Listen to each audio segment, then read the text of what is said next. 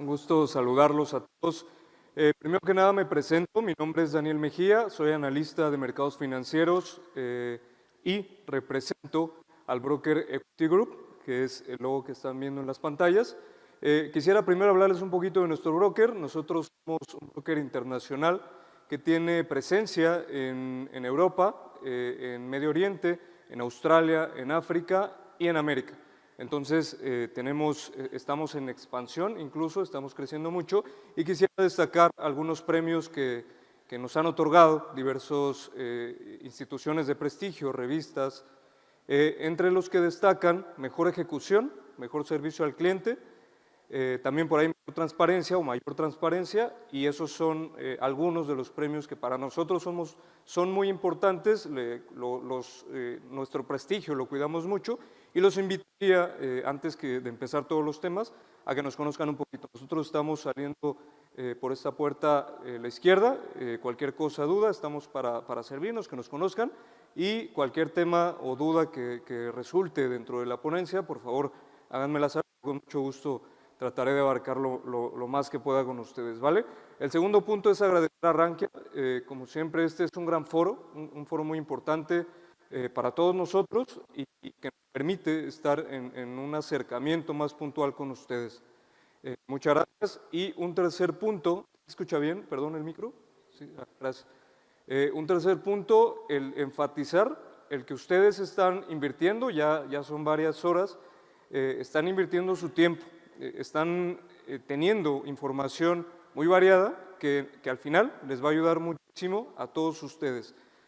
Todo es un choque dialéctico, un choque de diferentes visiones, que al final ustedes decidirán con qué quedarse de alguna visión, qué descartar de algunas otras visiones, porque algunas veces son contrastantes, y eso es bien interesante, ¿vale? Esa dialéctica que nos permita ir más allá en el conocimiento. Entonces, un aplauso para ustedes, eso es bien importante, y siguen aquí tras todas estas horas, ¿vale? Entonces, vamos a empezar. Como bien lo mencionábamos, tenemos lo que son dos temas importantes, ¿no? Lo que son divisas emergentes, nos vamos a acotar mucho a divisas de Latinoamérica, y un segundo punto sería los commodities, ¿no? Que están tomando mucho peso, o siempre han tenido peso, pero ahora es como más visible a nivel global. Entonces, para poder hablar de mercados emergentes, tenemos que referirnos a los BRICS, ¿no? Como todos sabemos, ¿alguien conoce a los BRICS? Levante la mano. Ok, muy bien. Como ven, se ve claramente en el gráfico, es Brasil, Rusia, India, China y Sudáfrica, ¿vale? Es una comunión de países emergentes. Se les llama emergentes porque tienen un crecimiento superior al promedio. Entonces, este crecimiento económico, este impacto o este crecimiento tan agresivo, los clasifica en este medio.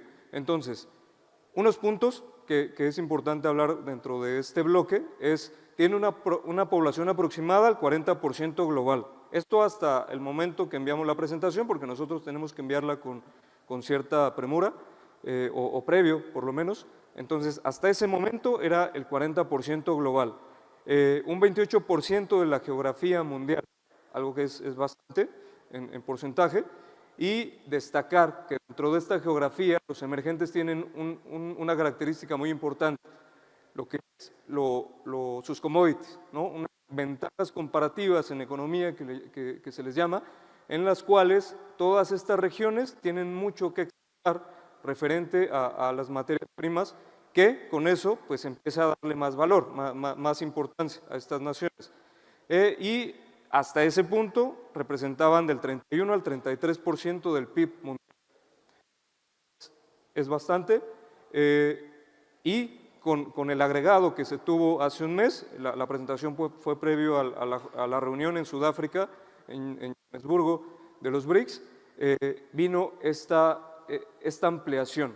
Los BRICS Plus, que trataremos un poquito, pero esto para tenerlo como un contexto. ¿Por qué son importantes? Pues por esos puntos. Ahora, ha habido lo que llamamos un choque ideológico, un choque geopolítico, un choque geoestratégico, un choque geoeconómico y geofinanciero, que lo que ha hecho es que este bloque, aparte de empezar a llamar la atención, lo que tenga es una importancia mayor y tenga un impacto directo en ideología contra el G7. ¿Por aquí conocen el G7? Que levante la mano.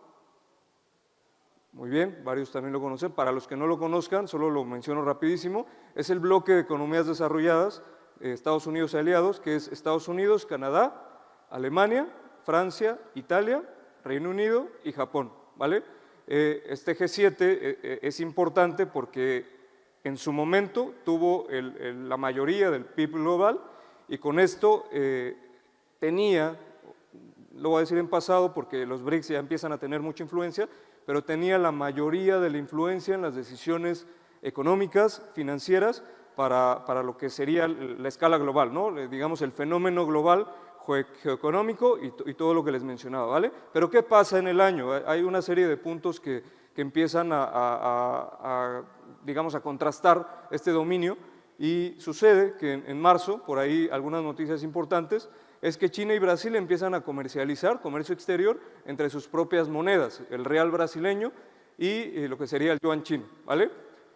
Entre esas monedas representaba en dólares, obviamente en símil, 150.000 millones de dólares, ¿vale? Y eso es un monto elevado, ¿no? Son 150 billones de dólares lo que empiezan a comercializar y empiezan a quitarse, digamos, la dependencia de tener que hacerlo en dólares, ¿vale? Eso es un primer punto. Un segundo punto, los países que conforman a la ASEAN, que son países del sudeste asiático, es un gran gremio, empiezan con pláticas o ideas de empezar a hacer lo mismo, comercio entre sus propias monedas, para quitarse esa dependencia del dólar poco a poco.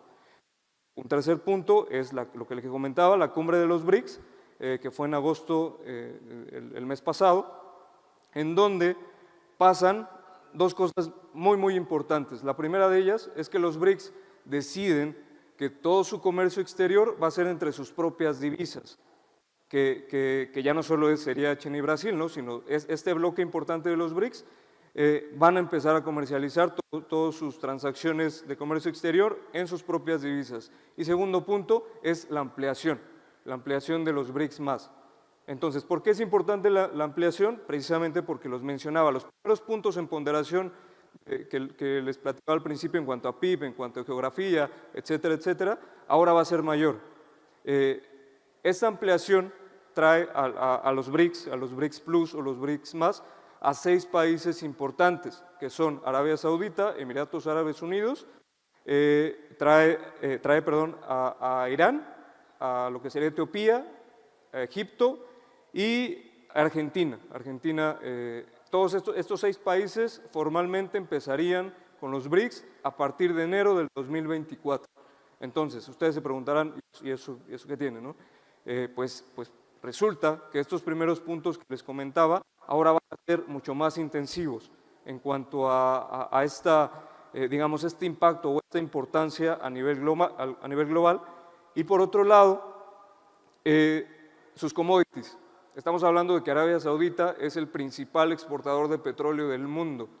Entonces, esta importancia, los commodities que tienen los otros países, pero quiero enfatizar en Arabia Saudita, porque viene como a relacionar la importancia de los BRICS con la OPEP, porque ahora tenemos a Rusia y Rusia, que son los principales exportadores de petróleo a nivel global, en un mismo bloque en comunión, ¿vale? Entonces, esto es importante y viene de un par o algunos agentes causales, voy a mencionar solo algunos que considero los más importantes, en donde el primero es que estas naciones se unen para primero tratar de reducir el riesgo de sanciones en caso de tensionamientos futuros. Lo que le pasó a Rusia, en el cual, digamos, choca contra Estados Unidos y inmediatamente empieza a haber sanciones y digamos, un control o una serie de afectaciones, pues estos países dicen, vamos a unirnos, porque si lo hago yo, me van a acabar, ¿no? Me van a bloquear todo. Y empieza a haber estas uniones. Segundo punto, búsqueda de independencia comercial y monetaria, hablando del comercio entre sus monedas y la dependencia monetaria que implica que lo que hagan las bancas centrales en las economías desarrolladas tiene una implicación directa en lo que sería en los emergentes. Y por otra parte, ser alternativa en foros económicos y políticos globales. Esto ya más desde digamos, este formalismo, esta burocracia internacional, es importante para cualquier nación que se le escuche, que tenga influencia y que su voz tenga algún impacto, alguna importancia dentro de todos los foros económicos globales. Antes solo era el G7 y ahora los BRICS dicen, aquí estamos nosotros, ¿no? Háganos caso, y viene este fraccionamiento. Importante. ¿Qué resulta en este último punto? Hay una lucha económica de liderazgo global. Se llama, los geopolíticos, estudiosos del fenómeno, le llaman multipolaridad. La unipolaridad era que el G7, Estados Unidos principalmente, tenía como toda esta, digamos, esta importancia y estas decisiones, y se seguían, y ahora viene la multipolaridad porque ahora todo esto que les menciono ya viene a destacar a los emergentes, y esto se puede ver en riesgos, sí, obviamente, riesgos geopolíticos, riesgos bélicos, riesgos entre otros aspectos, pero también en oportunidades. Dentro de la teoría del caos que muchos conocemos, se dice que dentro del caos en algún momento se van a abrir aristas para buscar oportunidades, ¿vale? Y eso es importante como tenerlo en el foco para poder ir viendo hacia dónde encontrar esas oportunidades, ¿vale? Entonces, hasta aquí les traté de explicar como el fenómeno, un tema importante que en la generalidad o en la consecuencia ha movido mucho los mercados, y eso nos lleva ahora al estudio de los precios. Lo que vamos a ver a continuación sería lo que llamamos un análisis exploratorio, de variables para empezar a identificar importancias y poder identificar probables movimientos futuros, ¿vale? Entonces, los factores de oportunidad, mencionarlo también importante. Por un lado son las ventajas comparativas, hablando en Latinoamérica, ventajas comparativas que tienen en commodities nuestros países, por ejemplo, México, Colombia, que son petroleros, Chile, que con el cobre, pues como sabemos, es uno de sus principales activos, Perú, el cobre y el oro, entre otros, ¿vale? Por otro lado, una regionalización creciente y estrategias de integración. Con esto me refiero a que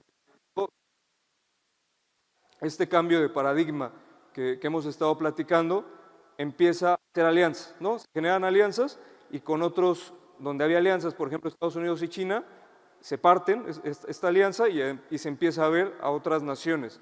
¿Cómo puede ser el nearshoring en México principalmente, pero también en otras economías de la región? Que lo que nos dice que en lugar de ir a llevar sus empresas y hacer su producción más barata a China o a países del Asia, van a un lugar más cercano, que sería sus colindantes como México o países de Latinoamérica, minimizando el costo y buscando estas oportunidades que al final esta inversión extranjera directa se resulta en más empleos, en más economía y en más oportunidades. Tratados multilaterales, eso sería muy importante que los países de Latinoamérica empiecen a ver. En Latinoamérica hay un cierto distanciamiento que si nos viéramos como un bloque, como pasa en Europa, como pasa en el sudeste asiático, que les acabo de mencionar del ASEAN, o los mismos BRICS, sería un punto de oportunidad, pero necesitamos un cambio lógico de que esto está pasando y que con esto podríamos llegar a más. Ese sería como que abriéramos un poquito los ojos a estas visiones, ¿no? Y por otro lado, los clústeres geográficos. ¿Alguien conoce los clústeres geográficos? Que levante la mano. Ok, les comparto un poquito. Este concepto es una alianza entre lo que sería inversión, gobierno, empresas, universidades, centros de investigación, para que en conjunto esa inversión vayan a una región y que toda esa inversión se plasme en innovación y desarrollo, ¿vale? Los clústeres geográficos los usan mucho en el sector farmacéutico, biofarmacéutico, y lo que hacen es buscar esta innovación, generan patentes, generan desarrollos muy interesantes, muy importantes, y todo lo explotan en rentabilidad. Entonces, eso lo hacen empresas Big Pharma, grandes en el sector, pero en Latinoamérica no lo hacemos. Ahí yo dejaría la pregunta, ¿por qué? ¿Por qué si hay gobiernos, hay gasto de gobierno, hay buenas universidades, hay buenos científicos, hay buenas empresas. ¿Por qué no hacer esas alianzas tipo clúster geográfico y explotarlas, verdad? Esa es otra cosa que se podría tomar como oportunidad, pero sería cosa de que se esté abierto a eso. Y bueno, ahora sí vamos con el análisis exploratorio que les mencionaba. Esto, lo que estamos viendo por aquí, es las exportaciones de México en secciones, ¿vale? Me voy a enfocar, ustedes van a ver el rojo, que es el petróleo crudo. ¿Por qué me voy a enfocar en los commodities? Porque estamos hablando de commodities y porque es la materia prima más importante en México. Como ustedes pueden ver, apenas ocupa el 4.28% y lo demás son sectores diversificados. Entonces, esta correlación es una correlación visual, como ustedes pueden observar, entre el precio del peso y el precio del petróleo. De una manera directa, ¿qué ven? ¿Hay una correlación? ¿Pregunta? ¿Sí, no? Ayúdenme. Inversa. Ok. Hay una correlación cercana y si una, estamos de acuerdo. Ok. Entonces, aquí lo que podemos observar es que en este análisis exploratorio la correlación con el petróleo no es fuerte. Ese es como un primer argumento. ¿Qué sería lo que explicaría que en México esté el superpeso, una divisa que está apreciándose mucho? Descartaríamos al petróleo porque a pesar de su baja que tuvo en meses anteriores no le afectó al peso. Entonces esa variable no sería como relevante. Pero vemos dos puntos importantes, que México está muy diversificado en sectores.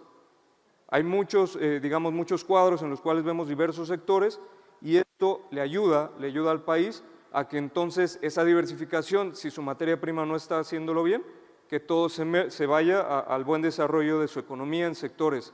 Por otro lado, México en economía macroeconómica ha estado en niveles superiores al pronóstico. Ustedes ven el calendario económico y cada que ha salido hay una tendencia, que cada que hay una variable en México está superior al pronóstico. Y esto habla de fortaleza económica. Entonces nos empezamos a ir por ese lado en identificar qué variables son las que explicarían una apreciación de la moneda. En el caso de la política monetaria, obviamente, por ahí ya lo mencionaban en algunas pláticas previas, es otra variable que indudablemente está correlacionada, ya la veremos en las siguientes, y con esto ir tomando conclusiones, ¿vale? Dicho esto, ¿ustedes qué creen que pase en el caso de Chile? Estamos viendo las exportaciones en Chile y vemos que aproximadamente un 50% de las exportaciones en Chile son de cobre. ¿Creen que esté correlacionado con el cobre el peso chileno? ¿Cuál correlación puntual dirían que sería esta correlación entre el peso y el cobre? ¿Más o menos en valor?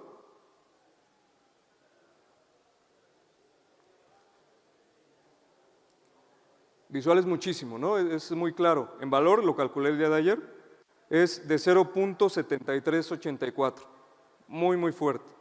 Por encima del punto 70 estamos hablando de una correlación muy fuerte. En México, con el petróleo, 0.2539, es baja, ¿no? Menos 0.2539 es inversa, pero es pequeña, es menor al 0.50, entonces es una correlación más pegada a nulo. Y vemos que en Chile pasa algo muy fuerte en correlación. En el caso de Perú, la mina de cobre 27% y el oro 13% en exportaciones. ¿Cuál creen que esté más correlacionado?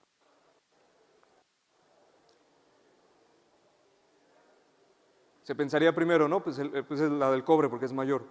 En este caso, pueden ver el gráfico, no se ve tan claro, pero digo el sol peruano con el oro, 0.7837, una correlación muy elevada, y el sol peruano con el con el cobre, 0.25. Entonces aquí el commodity que explicaría más el movimiento del sol peruano sería el caso del oro, ¿no? Entonces, con este análisis exploratorio, repito, empezamos a identificar pues, estas variables para empezar a ponerle foco y con esto saber cómo el fenómeno se explica, en este caso de las divisas, en el Inter, ¿vale? Esto sería un análisis del petróleo, son precios, ustedes se darán cuenta, están un poquito desactualizados, por lo mismo que tenemos que enviar la presentación en cierto tiempo, pero solo el caso del petróleo aproximadamente oscila en 96 dólares por barril.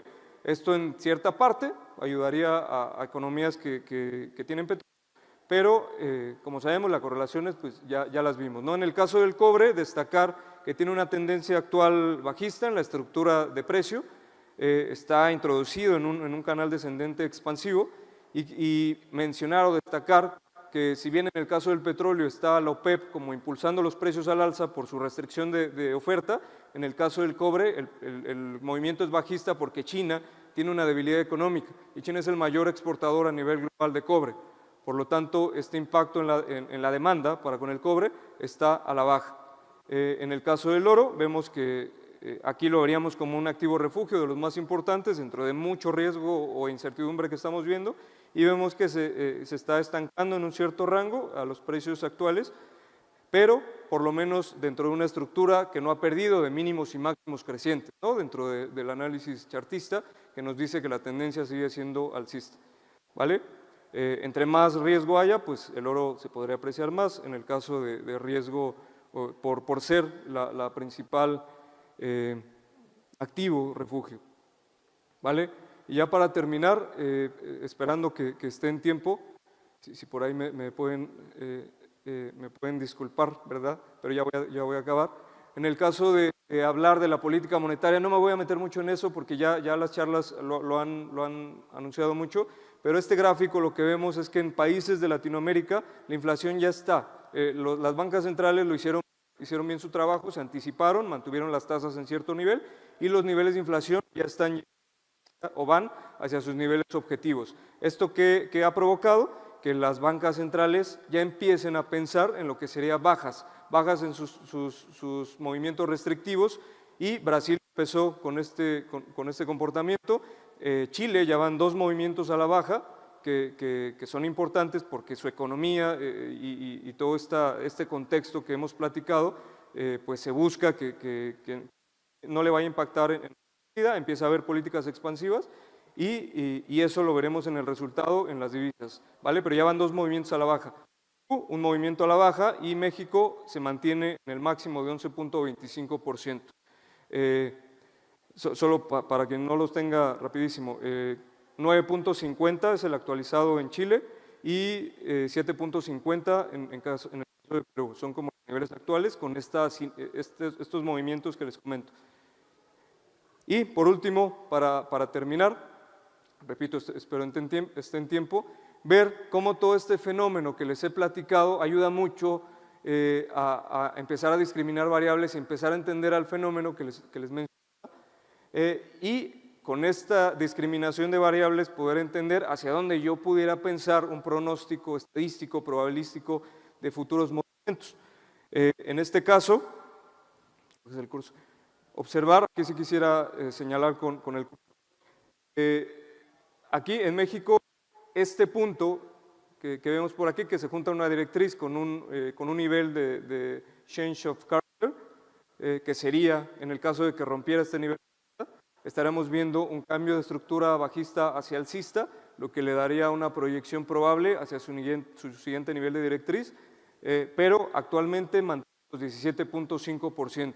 Recordar entonces que México no ha movido sus políticas monetarias, que las variables económicas siguen fuertes y que en el caso del petróleo pues está subiendo un poco, ¿vale? Entonces esa divisa todavía está aguantando su tendencia bajista. En el caso del peso chileno, mencionó que ya hizo un rompimiento de estructura, de estructura, como vemos aquí. Actualmente ya rompió esta zona importante de resistencia y oscila en los 900 pesos por dólar y como pueden observar es la más agresiva en cuanto a depreciación. Esto es el dólar contra las monedas latinas. Entonces, ha sido el movimiento más agresivo en depreciación, por un lado, por las bajas en los tipos de interés de su banca central, ya van 2, es la más agresiva en bajas o la más expansiva más bien en bajas. Y por otro lado, el cobre no le ha ayudado, está en tendencia bajista, por lo que platicábamos de China, de la demanda mundial, etcétera, y por lo tanto, estas dos variables nos ayudarían a explicar este fenómeno al alza, ¿no? Que sería como uno de los más agresivos en cuanto a depreciación de monedas latinas. Y por último, el sol peruano, como pueden observar, aquí también, en este caso ya hizo el rompimiento de mínimos y máximos crecientes, este cambio de carácter, hacia el alza, aproximadamente está en 3.75, oscilando el precio, si mal no recuerdo, y en el caso de Perú, recordar que su banca central ya hizo un movimiento a la baja de política expansiva, no le afecta mucho el precio del cobre, vimos en la correlación, por lo cual ese punto no le estaría mermando demasiado, pero en el caso del oro sí hemos visto por lo menos movimientos laterales, ¿no? En el corto plazo, algunas depreciaciones en el oro, que se puede explicar por otros factores y ahí empezamos a cruzar variables, es algo que es, todo lo que estamos aquí coincidimos que es muy nutritivo, muy divertido en muchas ocasiones y empezamos a ver pues cómo se mueven los fenómenos, ¿vale? Por aquí checar solo niveles de fractalidad para que pues pudiéramos pensar en algunos otros niveles importantes de reacción, pero más o menos es lo que quisiera, bueno, lo que veníamos a presentarles. Dentro de este fenómeno desde lo emergente, desde este cambio ideológico hasta el impacto en nuestras divisas, como también identificar factores de oportunidad, si podemos observarlos, ¿verdad? Entonces, con esto termino. Estas son nuestras redes sociales, si nos quieren seguir, son temas que vamos abarcando en el tiempo y también obviamente pues con nuestros clientes, en el caso de poderles, o buscando darles valor cada que podemos, y agradecerles su tiempo. Muchas gracias por su atención y su tiempo